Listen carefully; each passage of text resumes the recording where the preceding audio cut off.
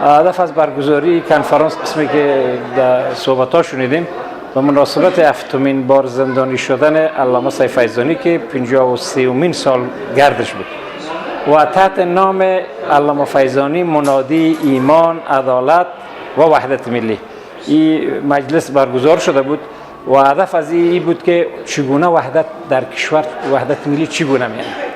وحدت ملی زمان در یک کشور، در یک جامعه میاد که او در اون جامعه عدالت حکم فرما باشه. ما امیدوار هستیم که نظام انشالله در این عرصه توجه بیشتر داشته باشه، در تعلیم، در تحصیل و در تربیه که رقم مدارس بیشتر شده الحمدلله و بس تین نسل جوان ما میآموزه. امیدوار هستیم که زمینه برای آموختن علوم عصری هم مساعد شود که انشالله در عرصه تکنولوژی، تکنیک، پیشرفت‌هایی که امروز ما نیاز داریم که با جوامع بشری همسری بکنیم. اولین کاری که دشمنان بیرونی کردند و یک پارچگی امت اسلامی را به هم زد، امپراتوری بزرگ اسلام را به 44 مملکت تکه و پاره کرد.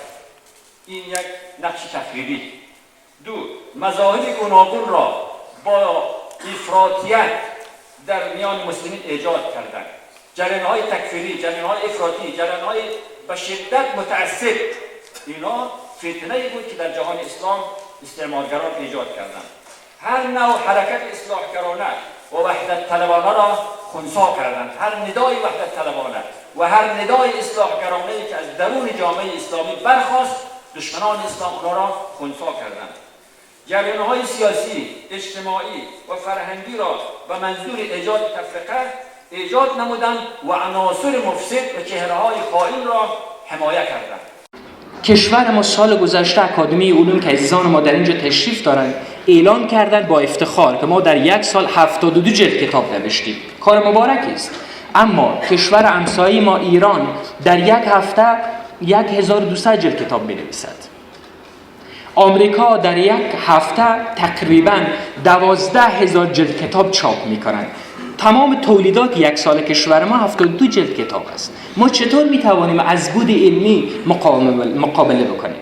ما میایم خود را ماساژ فکری می‌کنیم، همین که دوچار کمبود شدیم به گذشته رجوع می‌کنیم که آرامش پیدا بکنیم. متاسفانه امروز ما در شرایطی به سر می‌بریم که تعدادی از اشخاص و تعدادی از حلقات به خاطر منافع شخصی، به خاطر منافع گروهی، به خاطر منافع قومی از ابزارهای قوم، زبان، نژاد و مذهب تلاش میکنند که در میان مردم متدین و مسلمان افغانستان تفرقه را ایجاد بکنند.